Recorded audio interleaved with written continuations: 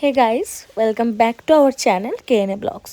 তো যেহেতু তোমরা অনেকেই জানো যে আমার বিয়ে, এখন আমি ভিডিওটা এডিট করছি। অলরেডি আমাদের বিয়ে রিসেপশনে সবই কমপ্লিট। তো আমি এই যে রেডি হয়ে গেছি আমাদের বৃদ্ধির অনুষ্ঠানের জন্য। আমাদের প্রথমে আর কি ভোরবেলা মানে শাখা পরানো, তারপরে কই চিড়ে মিষ্টি এসব আর কি খাওয়ানোর একটা নিয়ম থাকে। কারণ সারাদিন যেহেতু কোনো কিছু ভাত বা কোনো কিছু খাওয়া যাবে না, তো সকালবেলা এটা খাইয়ে দেয়। তো এই যে আমি ভোরবেলা উঠে পড়েছি, যেহেতু আমি আগেই শেয়ার করেছি, তোমরা অনেকে দেখেছো যে মেহেন্দি আমার আগের দিন ছিল।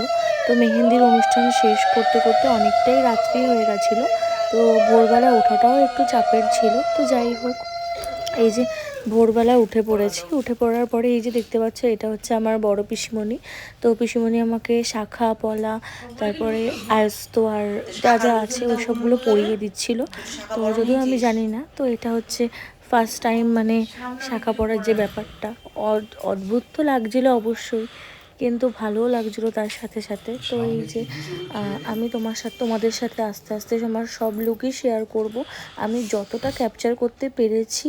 কারণ মানে বোঝাই তো যাচ্ছে, নিজের বিয়ে মানে ভিডিও নেওয়া এগুলো তো পসিবল নয়। তো যতটা পেরেছি ততটা নিয়েছি।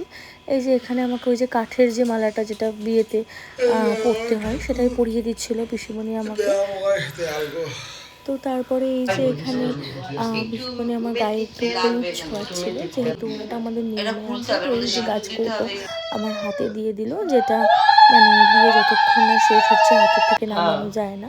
তো এখানে এই যে আশীর্বাদের যে ব্যাপারটা ছিল, ওটাই আর কি পিসিমণি আমাকে বরণ করছিল। তো যাই হোক, খুশিতে একটু ছিলাম, তার সাথে এক্সাইটমেন্ট আর অনেক বেশি ছিল।